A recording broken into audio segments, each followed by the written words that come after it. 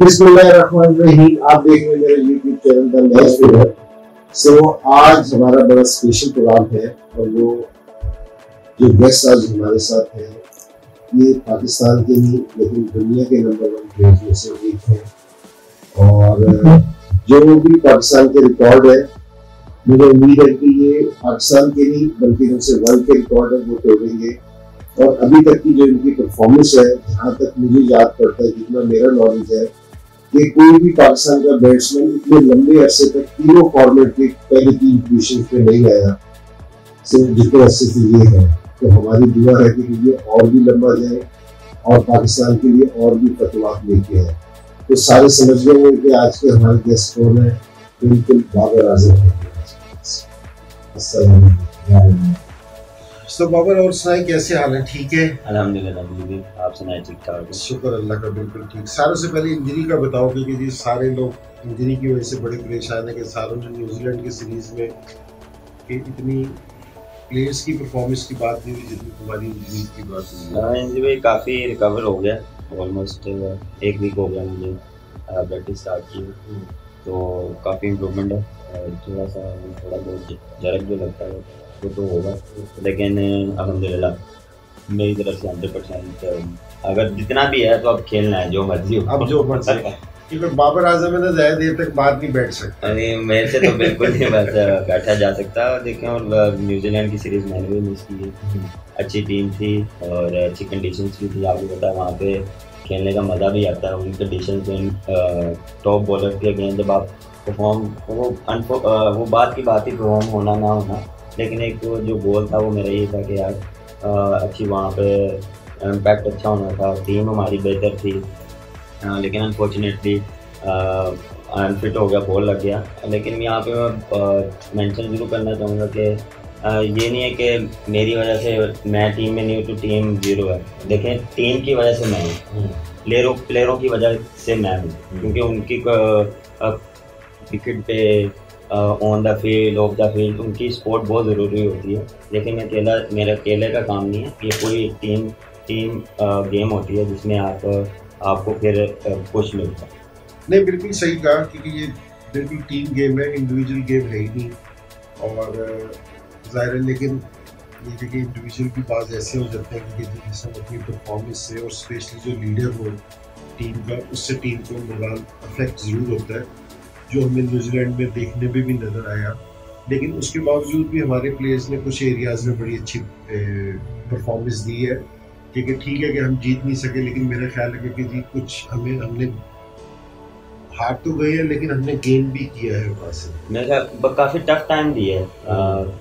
Specially देखें जो हमने पहला टेस्ट मैच में कम बैक किया और रिजवान की इनिंग्स देख लें, और उसके बाद जो फवाद आलम ने इनिंग्स खेली है वो आउटस्टैंडिंग है। और बिल्कुल देखें वहाँ पे उन्होंने अपना एक्सपीरियंस शो करवाया। जो उन्होंने डोमेस्टिक में अपना जितने भी 1000 रन किए हैं, तो वो मेरे ख्याल से उन्होंने वहाँ पे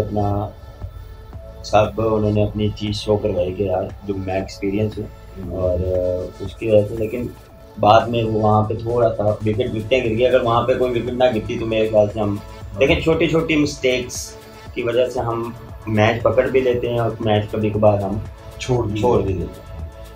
अच्छा बाबर, ये तो मैं आपसे सीरीज़ की बातें करूँगा तो मैं कुछ आपको जरा पीछे की तरफ लेके जाना चाहता हूँ। मेरे पास एक स्टोरी है कि जी पहली दफ़ा जिस बैट से आपने खेलना शुरू किया वो वालदा ने 1500 रुपये जमा करके वो आपको पहला बैट खरीद के दिया था, तो वो क्या स्टोरी है? बिल्कुल इंजरी शौक बहुत था क्रिकेट का। एवरी सैटरडे हम गली में खेलते थे, तो टेनिस बॉल के साथ सारी रात। तो वहाँ पर मैंने कहा मुझे जाना पड़ा, तो फिर वो हम क्लब लेके चले गए। तो वहाँ पे आपको पता किट चाहिए होती है, तो पहले तो इधर उधर से लेके किटे, किसी के पकड़े शूज़, किसी के लेके, किसी का कुछ लेके, तो वो स्टार्ट किया 1 मंथ। तो उसके बाद तो फिर मुझे लगा कि यार अब अपना सामान होना चाहिए। तो मैंने पापा को कहा कि यार मुझे किट चाहिए, तो उनके पास इतने पैसे नहीं थे। उन्होंने कहा जी मेरे पास तो पैसे नहीं है, तो मैं अभी अफोर्ड नहीं कर सकता। तो मामा को पता लगा, तो मामा ने कहा मैंने कुछ जोड़े हुए, तो उन्होंने मुझे ना साढ़े तीन हज़ार उस टाइम पर मुझे दिया जी आपके लिए। तो वो जो खुशी थी ना पहले, वो मैं आपको बयान नहीं कर सकता। तो उससे मुझे बहुत ज़्यादा बूस्ट मिला था। फिर मैं खुद गया वहाँ पे, तो वहाँ पे जाकर कुछ चीज़ें सेलेक्ट की। तो वो बैट मैंने ना अपनी मर्ज़ी से लिया 1500 का। तो उस बैट से मैंने कोई 3 से 4 साल खेला। और मैं भी मेरे ख्याल से वो घर में पड़ा होगा, मेरे ख्याल से पुराने घर में मैंने शायद रखा होगा। नहीं, वो बैट ज़रूर होना चाहिए क्योंकि जी वो पहला बैट था और वालदा ने इस तरह करके दिया था, ज़रूर भेज दिया। और सुबह मुझे ये भी पता चला कि जैसे हम क्लब क्रिकेट खेलते थे, अगर बंदियाँ भी हो जाते थे तो वालिद साहब से बहुत फेंकी पड़ती थी। ऐसे ही है। देखें, पापा हर मैच पे साथ जाते थे। ये नहीं था कि वो नहीं जाते थे। मोस्टली 90% वो हर मैच पे आते थे, साथ लेके आते थे। कभी कभार हम खुद चले गए तो हमें पता होता है कि उन्होंने आना, या वो फ़ोन कर लेते थे कि हाँ बोलेंगे कि बैटिंग। तो फील्डिंग होती थी तो वो लेट आते थे, बैटिंग होती थी तो वो टाइम से पहुँच लेते। वो एक प्रेशर मेरे पे होता था हमेशा कि यार मैंने आउट नहीं होना और कुछ ऐसी बैड शॉट नहीं मारनी। उनको वो बाइट देख के सब वो सारा मेरी बैटिंग असेस करते थे कि क्या कर रहा है, कैसे खेल रहा है, कहाँ पे इसने गलती की है। तो कभी कभार ऐसा भी होता था वो बताते नहीं थे मुझे कि मैं आ रहा। मुझे सुबह उन्होंने कहा जी मैंने नहीं आना। वो रात शाम को जाओ तो आउट हुए जल्दी। मैं कहा ये तो आए नहीं है, कोई बहाना मार दो यार आज मैं ऐसे हो गया वैसे हो गया। वो वहाँ से पकड़े जाते थे। वो कह रहे मैं उधर बैठ के देख रहा था, झूठ बोल रहे वो फैंटी जो। इसका मतलब आपके जिनसे कोच है वो आपके वालिद साहब थे कि वो सारी चीज़ें। जी बिल्कुल। उससे मुझे बहुत अभी भी मुझे डर लगा रहता है कि यार अगर मैंने कहीं गलत शॉट या कुछ भी गलत किया ना तो मुझे डांट पड़ जानी है। तो मैं इसलिए मेरे दिमाग में भी ये होता है कि यार ये भी चीज़ मेरी शुरू से चलती आ रही है। अच्छा। ये नहीं, इससे मुझे फ़ायदा हुआ है। इसमें मुझे ये है कि सोचना, फोकस बहुत हो गया कि यार नहीं, कि गलती की गुंजाइश नहीं। बल्कि इस वर्ल्ड कप में जैसे हम ऑस्ट्रेलिया के खिलाफ फुल शॉट पे आउट हुए ना, तो मैं भी ग्राउंड में था, तो आपकी वालदा भी थी। तो मैं वालदा से जाके मिला तो उन्होंने कहा इसने फुल शॉट है ना बहुत गलत मार। तो मिल गया कि माँ बाप को सारे टाइम फिक्र जी। अच्छा, मैं एक और मेरी चीज़ कि आपके कोई कज़न थे, उन्होंने आपको जैसे जूते मांगे, आपके पास जूते नहीं थे तो उन्होंने कार करके कुछ बुरा भला का, तो आपने रियलाइज़ किया कि मुझे इस तरह नहीं करना चाहिए था। हाँ, वो थोड़ा सा वो उस टाइम मुझे चाहिए था। मैं फर्स्ट टाइम अंडर 15 में सेलेक्ट हुआ तो मुझे शूज़ चाहिए थे। तो मैंने कहा मुझे शूज़ अगर आपके पास हैं तो उन्होंने कहा भी आपके पास नहीं। तो वहाँ से मैं थोड़ा सा डिसअपॉइंटेड हुआ कि यार मुझे कहना नहीं चाहिए था कि उतने बनो कि आप खुद ले लो। वहाँ पे वो थोड़ा सा मैंने अपने आप को कहा कि नहीं, अब जो चीज़ लेनी है अपने बलबूते पे लेनी है, अर्न करके कर लेनी है। ये बड़ी ज़बरदस्त चीज़ है। वो इसलिए सुनने वालों को बता रहा हूँ, नए बच्चों को ये कह रहा हूँ, या कोई भी किसी भी फील्ड में हो, जो लोग ग्रेट बनते हैं ना, ग्रेट प्लेयर जिस तरह बाबर आजम है, ये जिस समय इनके ऊपर कोई तनकीद होती है, कोई मुश्किल वक्त आता है, ये उसको पॉजिटिव लेते हैं, ना कि नेगेटिव उसको दूसरी तरफ ले जाए। कि इसने भी ये चीज़ सोची कि जी मुझे खुद ये लेनी चाहिए, बशर्ते कि जी कोई मुझे ये करे। तो बड़ी ज़बरदस्त चीज़ है। तो एक और भी मैंने कहा कि जी लोगों को, शुरू के बच्चों को बताऊंगे कि जी प्लेयर्स को कितनी मुश्किल होती है। लाहौर वाले तो खिलाते नहीं थे बाबर को, ठीक है। तो बाबर एक दफ़ा पिंडी चला गया था कि जी ट्रायल देने के, कि जी मैं पिंडी की तरफ से खेल लूँ। तो वहाँ से उन्हें ट्रायल ख़त्म हो गए थे, तो कोई 2 महीने उनसे माली का कमरा था उसमें रहना पड़ा था। क्या वो स्टोरी है? इनमें देखें, लाहौर ने ना मुझे पहली बात तो खिलाते नहीं थे। अंडर 19 हम टूर करके आए थे जिम्बाब्वे का। मेरी बैट फॉर्म, मैंने 8 मैच खेले, मेरा बिल्कुल मैं डाउन था, तो मुझे चाहिए थी क्रिकेट। तो हमने इनको कहा कि आते ही रीजन थी, उन्होंने कहा जी आपका बनता नहीं, आपका नाम नहीं है। मैंने कहा कैसे नाम, हमें जरूरत है, आगे वर्ल्ड कप आ रहा है तो हमें खेलना है। कहते जी नहीं, हमने नाम अनाउंस कर दिए। अनाउंस करने से पहले इनको हमने बोला है, इन्होंने नहीं डाला, नाम नहीं डाला।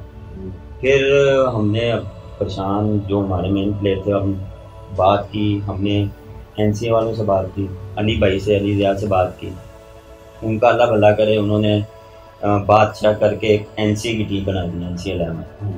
उन्होंने ना अलग से एक टीम एंटर करवा दी अंडर 19 में।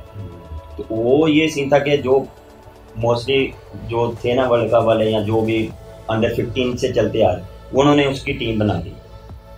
तो वो वहाँ से फिर वो हमें चाहिए था, वहाँ फिर हम सेमीफाइनल आ रहे थे, लेकिन परफॉर्मेंस अच्छी होगी जिसकी वजह से हम वर्ल्ड कप में गए उस परफॉर्मेंस से।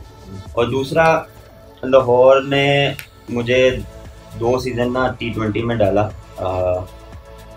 परफॉर्मेंस पे ना, कि इसको T20 खिलाते हैं। तो मैं बैट करके बैठा हूँ, तो बैट में वन डाउन की करके बैठा हूँ, तो गया मैं 7वें 8वें नंबर, एक बारी हो गया, दूसरी बारी फिर यही हो गया, मैं गया लास्ट बॉल खेलने।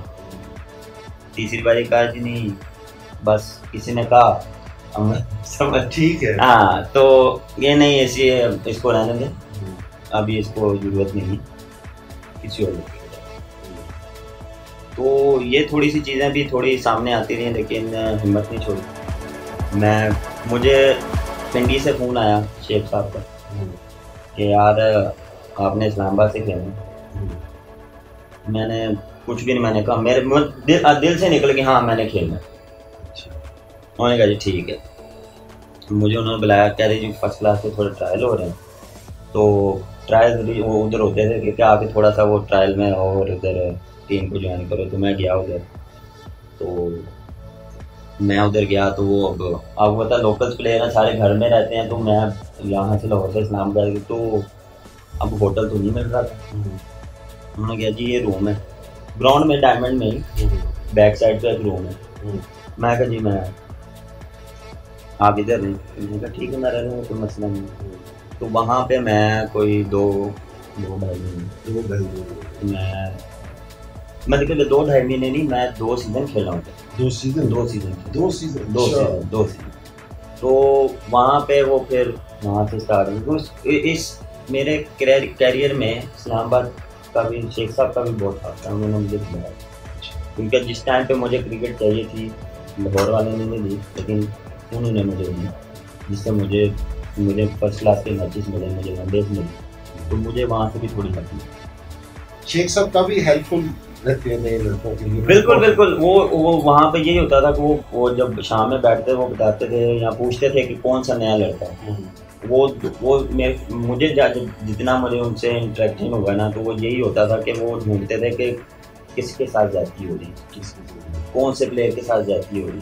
तो वो कोशिश करते थे कि यार वो कहीं ना कहीं से हो जाए, नहीं तो वो इस्लामाबाद में कहीं ना वो ना डाल देते कि यार इसका कुछ बन जाए, अच्छा प्लेयर नहीं। हाँ, ये नहीं है कि हर दूसरे बंदे, अच्छे प्लेयर का वो बैक करते थे। बड़ी अच्छी बात। अच्छा, एक और चीज़ मुझे पता चली कि वालिद साहब खाना लेके आते थे आपके पास मैच पे, और आपको पता तो था कि ये खाना इतना ही है, वालिद साहब ने नहीं खाया हुआ और वो आपके लिए ले आते थे। तो मुझे पता चला कि आप खाना नहीं खाते थे, वो वालिद साहब को खाना खिलाते थे। हाँ, कोशिश यही होती थी, क्योंकि वो कहते थे नहीं खा, क्योंकि हम बच्चे हैं ना, तो वो उनको ख्याल, क्योंकि हम मैं अकेला नहीं जाता था, मेरे साथ 2 कज़न और होते थे। तो वो उनके लिए भी खाना सबके लिए लाते थे, लेकिन मैं कोशिश यही करता था कि यार कभी कभार पता लग जाता कि यार नहीं खाया उन्होंने, तो वो फिर हम ये कहते थे हमने पहले खा लिया, कि हमने लड़कों के साथ खा लिया, आप खा लें। जिसने भी माँ बाप की इज्जत की है ना, अल्लाह ने उसको इस दुनिया में बादशाह बना दिया, ये तो बात पक्की है। तो एक इसकी मिसाल मेरे सामने बैठी है। तो अच्छा, ये तो मैंने आपकी पुरानी आपकी यादें ताज़ा कराई। अब मैं आपसे, अच्छा फिर एक इल्ज़ाम आपको ये भी लगता रहा कि जी शुरू के दौर का, कि जी अब भी है कि जी लोग ये कहते थे कि जी आपका स्ट्राइक रेट इतना अच्छा नहीं है, कि जी आप तेज़ नहीं खेलते, तो इसको किस तरह मैनेज किया? ये ना एलिगेशन मेरे पे ना अंडर 19 में भी लगता था कि टीवी वाला प्लेयर नहीं। अच्छा, कि मतलब लाइव मैच आएगा ना, इससे परफॉर्मेंस नहीं होगी। वो सुना किसी बहुत बड़े प्लेयर ने भी यही बात आपके सामने कह दी थी कि ये टीवी का प्लेयर नहीं है। हाँ, मेरे कहा तो था, बड़ा ना कहा था, लेकिन उस दौरान ये था कि उस दौरान मेरी 2-3 इनिंग्स ऊपर नीचे हुई थी कि अंडर 19 के एक आधा मैच आता था, जब फर्स्ट क्लास का एक आधा मैच आता था, जिसकी वजह से ज़्यादा टेलीकास्ट नहीं मिलता था। तो वो उस पर फिर आना शुरू हो गया कि यार ये टीवी वाले मैच में लाइव बड़े मैच का प्लेयर नहीं, वो चीज़ चेंज की। क्योंकि जब भी कोई चैलेंज या कोई भी एप्लीकेशन लगती थी तो मैं उसका ये नहीं कि मैं नेगेटिव चीज़ लेता, मैं उसको पॉजिटिव लेता कि हाँ इसको ठीक कैसे करनी, इसका वे ढूंढता था कि मैं ये नहीं सोचता कि यार नेगेटिव की तरफ चल जाऊँ, मैं सॉफ्ट कॉर्नर ढूंढ लूँ कि उनको खुश कर दूँ या उसको खुश कर दूँ। मेरा बिल्कुल ये नहीं था, मैं ये देखता था कि यार इसका वे कैसे नहीं करूँ, मैंने इम्प्रूव कैसे करना है अपने आप को, मैंने लोगों को गलत कैसे साबित करना है, वो उससे करूँगा परफॉर्मेंस से। जो लोग कह रहे हैं उसको अच्छा करूँगा, उनको खुद ब खुद वो चीज़ ठीक हो जाएगी। वो क्रिकेटर का बेहतरीन जवाब बैट्समैन का ये होता है, उसका बैट होता है, बॉलर की बॉल होती है। तो बिल्कुल आपकी सोच वाली चीज़ पे सही थी कि ये जी कि आपने सारों को राउंड किया अपनी परफॉर्मेंस से। अच्छा, एक और चीज़, अब मैं थोड़ी सी इंटरनेशनल क्रिकेट की तरफ हूँ, सिलेक्शन पे भी आपसे बात करूँगा कि कल भी आप लोगों ने टीम अनाउंस की है। लेकिन ये शुरू में कि T20 में बड़ी ज़बरदस्त परफॉर्मेंस थी, ODIs में बड़ी ज़बरदस्त परफॉर्मेंस थी, लेकिन टेस्ट मैच में बिल्कुल अपोजिट थे। और उस टाइम T20 में और ODIs में नंबर 1 प्लेयर थे और टेस्ट मैच की जो सी परफॉर्मेंस थी इतनी अच्छी नहीं थी। इस परफॉर्मेंस को किस तरह इम्प्रूव किया, कि क्या उस टाइम सोच रहे थे कि जी क्या हो रहा है मेरे साथ, क्या प्रैक्टिस की, क्या ऐसी चीज़ की गई जिससे टेस्ट मैच की परफॉर्मेंस भी इतनी ऊपर आई है? इनमें टेस्ट मैच में जब स्टार्ट हुआ तो 5-6 मैचेस गुजरे, तो वही 50-60 करके आउट, 50-60 करके आउट, 70 करके आउट। ऐसे पहले 5-10 मैचों में मेरे तो 7 से 8 मेरे ख्याल से 50। तो वो एक बड़ी इनिंग्स नहीं मिल रही थी। फिर कब मैं अब एक दिन बैठा हुआ तो मैं सोच रहा है क्यों नहीं मिल रही। मैंने सोचा कि मैं वो दोबारा इनिंग्स सोची सारी, वो मैंने सोचने फिर मुझे मिला ये कि मैं 50-60 पे ना कि रिलैक्स, अब कौन आउट कर लिया। मतलब एक होता है ना कि बैट्समैन जब 50-60-70 पे खेला होता है कभी कभार रिलैक्स हो जाता है, सही है।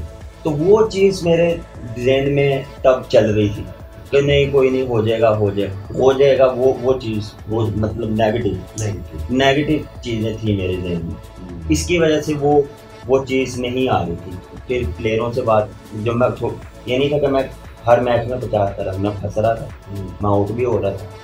क्योंकि टेस्ट मैच में आपको पता है डिफरेंट क्रिकेट होती है, डिफरेंट प्लान से आते हैं, आपको हर सेशन में डिफरेंट बॉलिंग होती है, हर प्लान डिफरेंट होता है।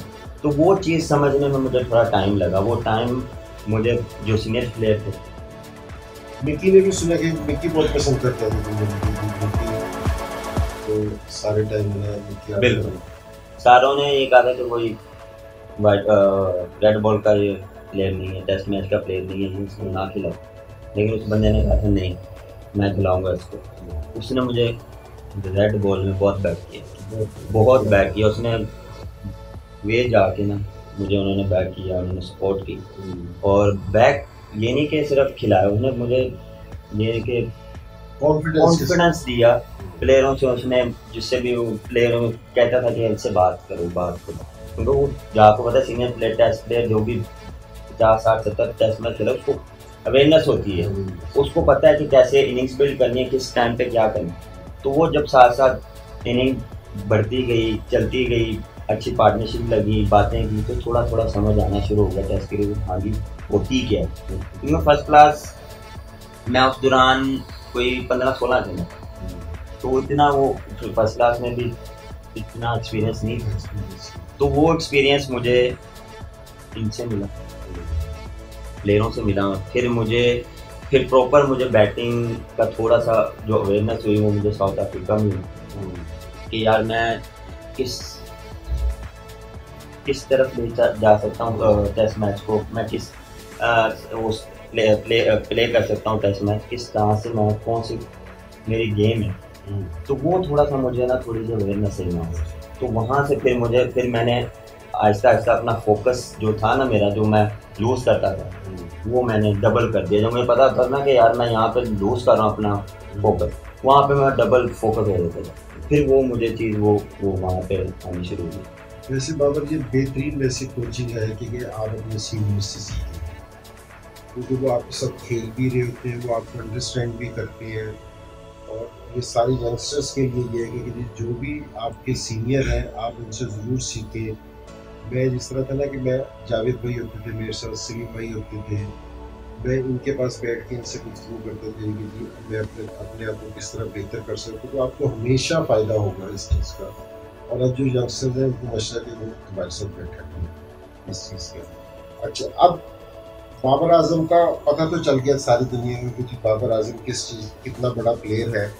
अच्छा, एक चीज़ जो इस पे बहुत पिछले दिनों मैंने इस पे पढ़ा भी, बोला भी सही, कि 3 प्लेयर को है ना कंपेयर किया जाता है कि जी विलियमसन को, विराट कोहली को और बाबर आजम, कि जी इनमें से बेहतरीन प्लेयर कौन है। तो इस पे क्या समझते हो कि जी तुम किस तरह सोचते हो इस चीज़ को, कि इससे प्रेशर आ जाता है या परफॉर्मेंस ज़्यादा अच्छा करने का दिल करता है? जिंदगी देखिए, जब इतने बड़े प्लेयर्स के साथ आपका नाम जुड़ता है ना तो आप प्राउड फील करते हैं, शुक्र करते हैं अल्लाह के इतने बड़े टॉप जो 3 बैट्समैन है उसमें आपका नाम आता है। तो उससे मुझे कॉन्फिडेंस मिलता है, उससे मुझे कॉन्फिडेंस सेंस में मिलता है कि हाँ जो परफॉर्मेंस होगी वो होगी, आगे जो आनी है ना वो डबल देनी है। कि हाँ वो कैसे दे रहे हैं और मुझे कैसे देनी है, क्योंकि उनके नाम कैसे गए हैं, वो कहाँ पे उन्होंने मैसेज दिखाया है, इसी वजह से उनका टॉप पे नाम है। तो मैं कोशिश करता हूँ कि वैसी परफॉर्मेंस दी जाए, टीम को वैसी परफॉर्मेंस दी जाए, ये नहीं कि इंडिविजुअल कर लिया तो साइड पे हो गया, क्योंकि नाम तब बनते हैं जब आप टीम को जिताते हैं। टीम को तो वो चीज़ मैंने चेंज की, बातें की मैंने इंटरनेशनल प्लेयर से, काफ़ी बातें की, वो जो सन से मैंने बात की कि यार आप क्या सोचते हो, आप क्या दिमाग में आपका क्या होता है, क्या प्रैक्टिस करते हो, क्या आपका माइंडसेट होता है। तो वो उनसे जो मुझे अच्छी चीज़ें मिली वो उससे मुझे बहुत फ़ायदा हुआ। अच्छा, ये एक सवाल है ना यंगस्टर्स के लिए है कि तुम इतना मुसलसल परफॉर्मेंस है तुम्हारी कि T20 में भी, ODIs में भी, टेस्ट मैचेस में भी, पिछले 2-3 साल से विलियमसन की परफॉर्मेंस भी, दोनों ग्रेट प्लेयर हैं, इसमें कोई शक नहीं है कि उनकी भी इतनी नहीं है परफॉर्मेंस, ना विराट की ना उसकी जितनी तुम्हारी परफॉर्मेंस है, कि मुसलसल परफॉर्मेंस करना। क्या मेरा मतलब है कि ज़हनी लेवल क्या होता है कि जी क्या किस तरह फोकस करते हो इतना, ताकि हमारे यंगस्टर्स को पता चलेगा कि जी फोकस करते किस तरह है? पहले मैं इंजॉय करता हूँ, अपनी क्रिकेट को इंजॉय करता हूँ और मैं सेटिस्फाई नहीं होता। अच्छा, परफॉर्मेंस जो हो गई है ना कि यार अब हो गई है तो रिलैक्स हो जाए, कोई मसला नहीं। वर्क एथिक्स नहीं मैं छोड़ता, जो मेरे जो रेगुलर करता हूँ, जो ट्रेनिंग है प्रैक्टिस है ना मेरी रेगुलर। अच्छा, मैं अगर 100 भी करूँ, मैं अगर 0 भी करूँ तो मैंने अगले दिन जाके वो लाजमी करनी है। अच्छा, क्योंकि वो उसके बगैर मेरे से नहीं होता, मेरा दिन नहीं गुजरता। अच्छा, इवन वो फील्डिंग हो या ट्रेनिंग हो या बैटिंग हो। अच्छा, वो मैं नहीं, वो मेरी जो रोज़ की होती है, उनके मैच वाले दिन भी जो मेरा एक माइंडसेट जिससे बनता है ना, वो मैं लाजमी जाकर करता हूँ। अच्छा, तो ये चीज़ बहुत ज़रूरी है कि आपको अपनी प्रैक्टिस और अपना जो माइंडसेट है वो क्लियर रखना है। और ये नहीं मेरे ख्याल से मेरा माइंडसेट ये होता है कि मैं पिछली जो परफॉर्मेंस जो कर दी है ना, तो हाँ एंजॉय करता हूँ, लेकिन उसको मैं पास चली गई, वो हो गई, अगले इनिंग्स में उसको कैरी नहीं करते, बेशक फेलियर हो या बेशक कामयाबी हो, हाँ दोनों को कैरी नहीं करते। और दूसरा मैं ये देखता हूँ कि उस इनिंग्स में मैंने गलती क्या की है, मैं कहाँ पे बेहतर हो सकता था, कहाँ पे मैं मज़ीद अच्छा हो सकता था, या इस बॉल को मैं इधर ऐसा खेल लेता तो और अच्छा लगता।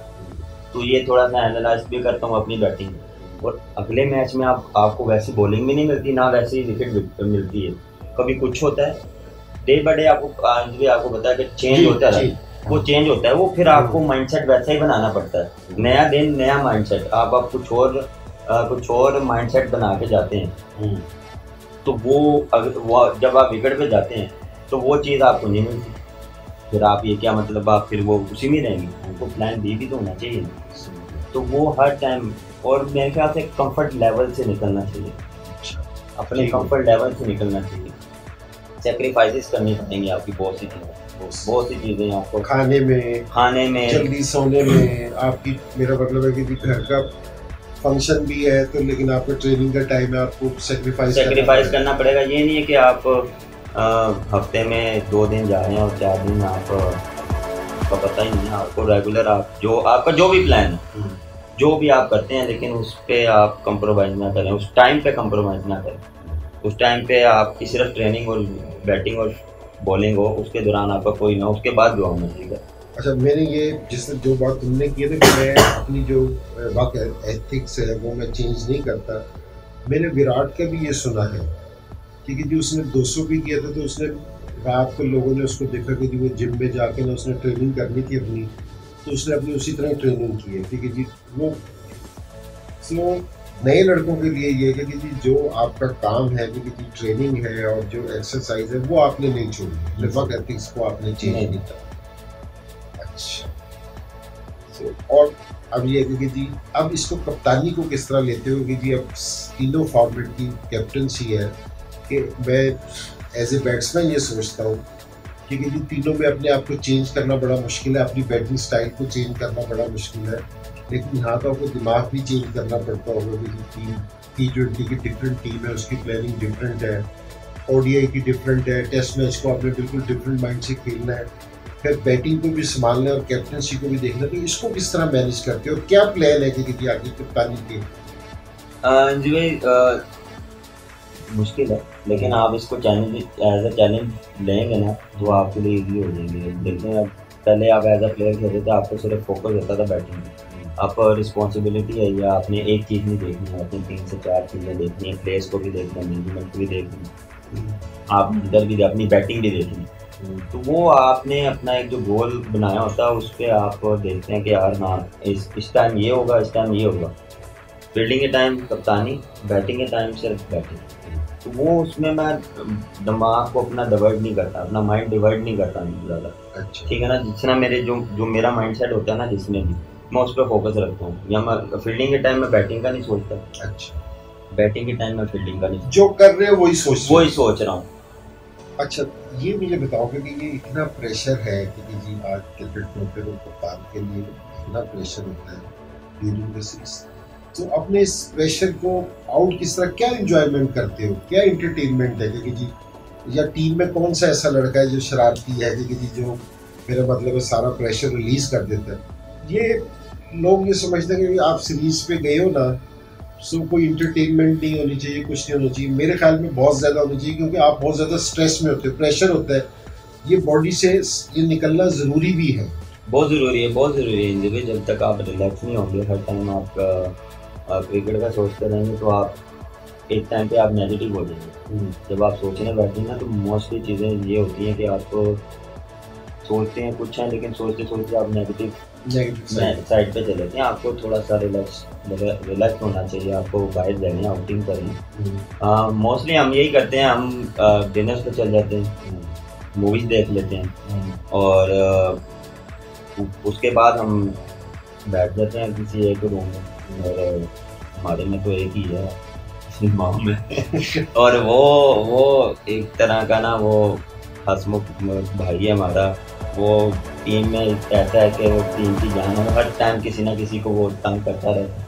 हंसाता रहता है, उसके बगैर दिल नहीं लगता। एक तरह से कह लो ना, एक कि वो हर टाइम किसी ना किसी को उसने ना किसी के ना किसी मसरूफ रखना उसने अपने आप को, वो क्योंकि उसके बगैर वो भी नहीं चल सकता, वो अगर वो ये ना करे ना तो वो उससे ना क्रिकेट खेली जाएगी ना, वो उससे वो बोर हो जाएगा। तो वो करता है अपने आप को एक्टिव रखने के लिए। अच्छा, नहीं, हर टीम में ना इस तरह के एक दो प्लेयर्स होते हैं कि जो हंसी मजाक करते हैं, जो सारा टीम का प्रेशर है ना रिलीज कर देते हैं। हसन था पहले और अनफॉर्चुनेट अनफिट हो गया, वो भी ऐसा था, वो हर टाइम किसी ना किसी को उनके ग्राउंड में प्रैक्टिस टाइम वो उसने हर टाइम उसने टीम के साथ किसी ना किसी को हंसाते रहना, माहौल अच्छा रखना, क्योंकि देखें माहौल जितना अच्छा रखेंगे ना उतनी आपकी टीम रिलैक्स रहेगी आपका, क्योंकि ये कहते हैं ना जोड़ भी बहुत ज़रूरी है, जोड़ बहुत ज़रूरी है। तो वो ये चीज़ें फिर आपको इकट्ठी करती हैं। तो अब माशाल्लाह वो वापस आया, तो एक और जुड़ जाएगा।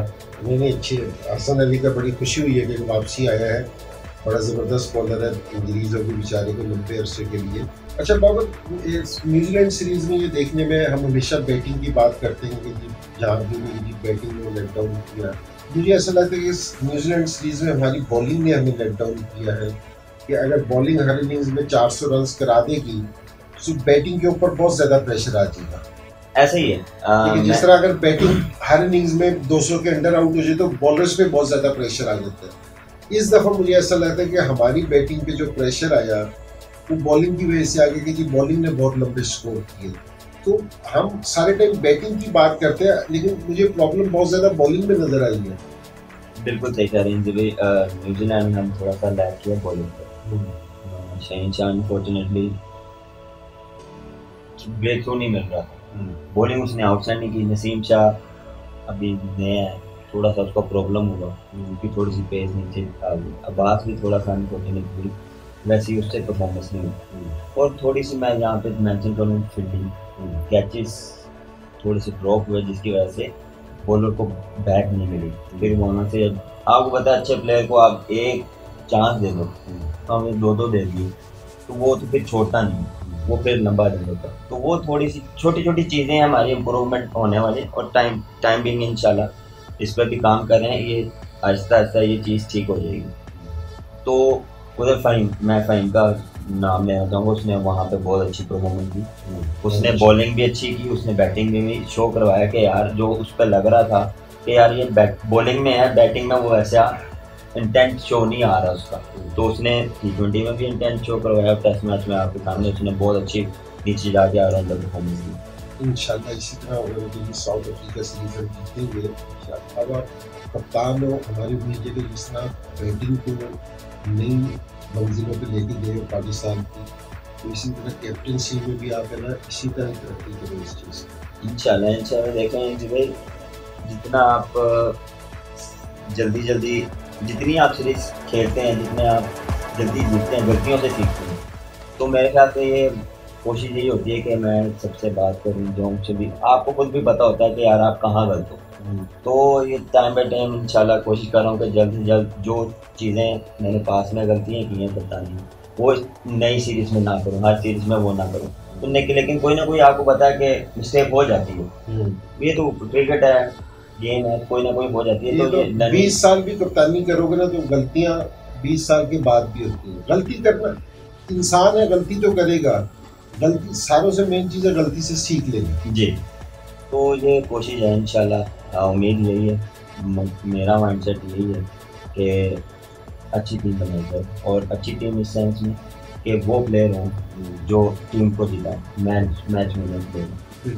और बिल्कुल टीम बनने का जो मैंने बड़ी टीमें देखी या जिन बड़े कप्तानों के साथ मैं खेला जिन्होंने टीमें बनाई, एक चीज़ मुझे देखने में आई कि जी जो भी आपके टीम के लड़के थे वो ज़्यादा चेंज नहीं हुए, लेकिन वो उसी तरह खेलते रहे। कप्तान चेंज नहीं हुआ। जिसको इमरान भाई ने 92 में जीता ना, तो सारे लोग जिक्र करते हैं कि इमरान भाई के 92 के जीतने का, तो लोग ये जिक्र भूल जाते हैं कि इमरान भाई 92 में जीते थे, लेकिन इमरान भाई 82 में भी कप्तान थे, 87 में भी कप्तान थे। 10 साल का एक्सपीरियंस था उनका 92 में, फिर जाकर उन्होंने प्लेयर्स से इस तरह रिजल्ट दिया। तो इसी तरह कप्तान को भी टाइम देना चाहिए, कोचेस को भी देना चाहिए, और प्लेयर्स को भी देना चाहिए। तो मुझे उम्मीद ये है कि जिस तरह तुम्हारा बैटिंग में तुम्हारा दिमाग चलता है, काम करता है, जिस तरह हमारी सोच है, तो तुम कप्तानी में भी उसको बड़ा ज़बरदस्त चलेगा कि लड़कों को जितना हम एक टीम बना के खेलने में, मेरा ये है कि मेरे ख्याल से टीम को जितना आप लड़कों को बैट करेंगे ना, उतनी आपकी चीज़ अच्छी बनेगी। जितना आप लड़कों को कंफर्टेबल करेंगे, उतना उनको देखें, आपको पता होता है प्लेयर किस टाइप का है, कितना प्लेयर है, कितना देखें वो फॉर्म की बात होती है। तो वहाँ जो परफॉर्म नहीं कर रहा, उसको ज़रूरत ज़्यादा होती है मेरे ख्याल से। जो परफॉर्म कर रहा है तो उसको तो ज़रूरत नहीं होती, जो परफॉर्म नहीं कर रहा उसको मेरे ख्याल से ज़्यादा कप्तान की ज़रूरत होती है। कोशिश यही होती है कि उसको स्कोर किया जाए। बिल्कुल ठीक। तो बाबा का शुक्रिया जी, हमने सारी चीज़ों पे बात की कि जी और अभी गुड लक है साउथ अफ्रीका सीरीज के लिए और रेस्ट ऑफ योर कैरियर के लिए तुम्हें अल्लाह सारी कामयाबियाँ दे इस चीज़ में। तो बाबर से इंटरव्यू किया, आज बाबर से बैठ के बात की, तो मुझे उम्मीद है कि सारों को पसंद आया होगा कि जो बाबर ने जवाब दिए, जो उसकी सोच थी और जो अपनी सीरीज है उसको भी हमने सवाल किए, सारों को पसंद आए होंगे। तो बाबर का भी शुक्रिया अदा करते हैं और आइंदा दोबारा से किसी और अपने कौमी हीरो को लेके आएंगे, उसकी ज़िंदगी के अंदर सवाल करेंगे तो यकीनन आपको बाबर को भी पसंद आएंगे, तो आगे भी पसंद आएंगे। तो हमारे चैनल को सब्सक्राइब कीजिए और इंशाल्लाह फिर आपसे बात होगी।